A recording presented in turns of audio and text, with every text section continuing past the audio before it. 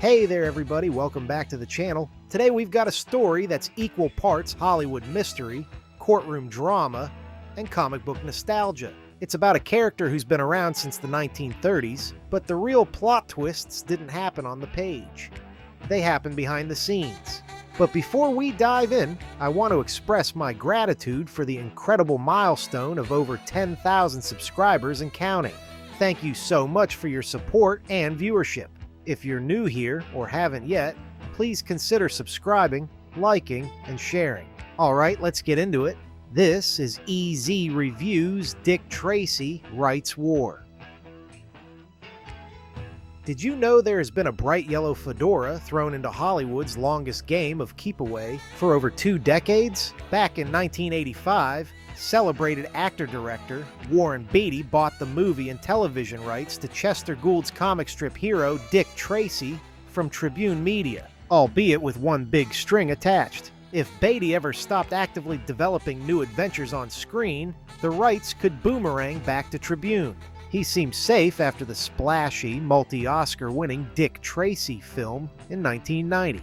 But a decade of silence gave Tribune a convenient opening. When the company tried to claw the property back in 2005, Batty countersued, arguing the clock would reset so long as he began principal photography on anything starring the square-jawed detective.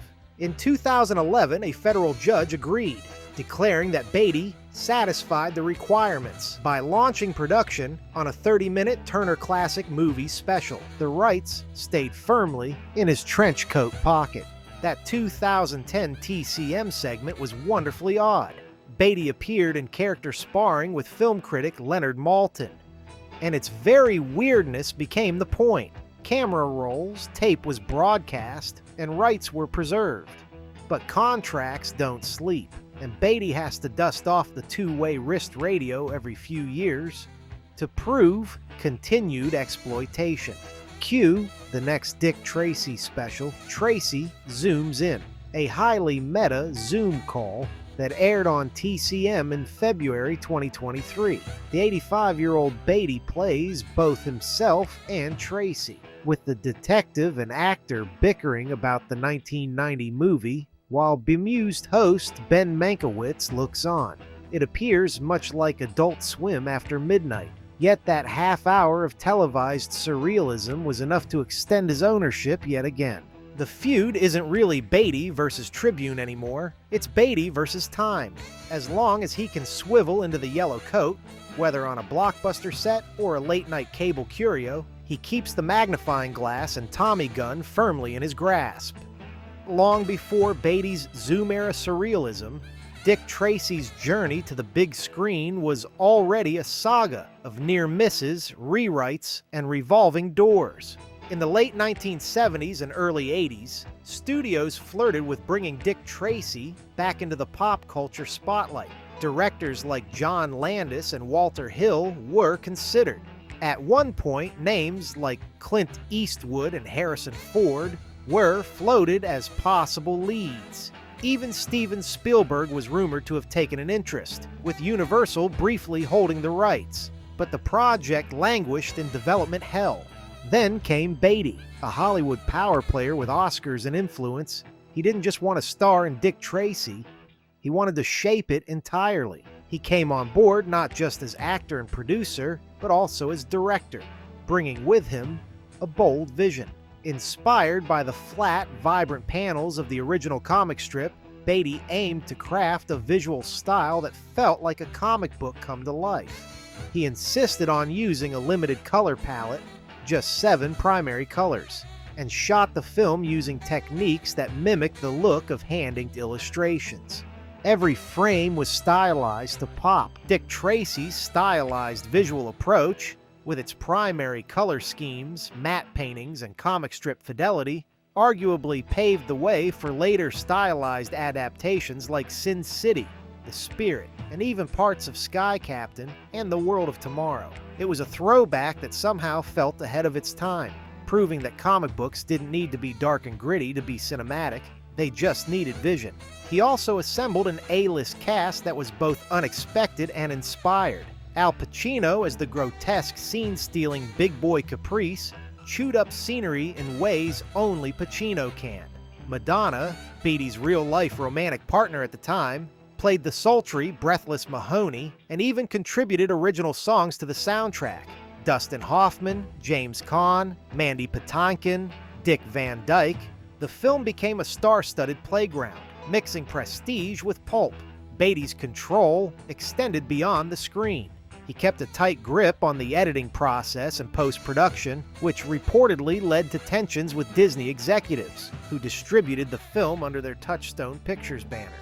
But his creative instincts paid off. Dick Tracy earned over $160 million worldwide and took home 3 Oscars, including Best Makeup and Best Art Direction. And for a brief moment, Dick Tracy mania was everywhere. There were lunchboxes, t-shirts, action figures, a McDonald's tie-in, even a Nintendo video game. Disney was betting on a franchise, treating Dick Tracy like their next Batman. But while the marketing machine roared, the long-term follow-through never materialized. Despite the success, Beatty never followed up with a proper sequel. Rumors circulated for years. New villains, new cast members, even a possible trilogy, but nothing ever came to fruition. Some speculate that the complexity of rights ownership, combined with Beatty's perfectionism, stalled any forward movement. Still, the character never quite left him. That became crystal clear in the bizarre but fascinating TCM specials, especially Tracy Zooms In, with Beatty playing both himself and his alter ego on a grainy Zoom call. It wasn't just about securing rights, it felt like performance art, an aging auteur clinging to one of his final great passion projects, still arguing about its meaning, still yearning to say something new. Will there ever be another Dick Tracy feature film? Beatty seems to want one. His comments during the Zoom special hinted at his desire to remain involved, even if not in the yellow trench coat, maybe as a producer, maybe even passing the torch. But the question remains, is there room in today's superhero-saturated marketplace for a fedora-wearing, two-fisted detective who speaks in comic strip slogans? Or has Beatty been chasing a ghost he alone can still see? One thing is certain, as long as the cameras roll, even in the form of a strange televised Zoom call, Dick Tracy lives. And so does Warren Beatty's singular, stubborn commitment to keeping his pulp dream alive. In a Hollywood where IP is currency and nostalgia is endlessly mined, Beatty's grip on Dick Tracy isn't just about rights. It's about authorship, about legacy, about the strange poetic lengths an artist will go to protect the stories they believe in.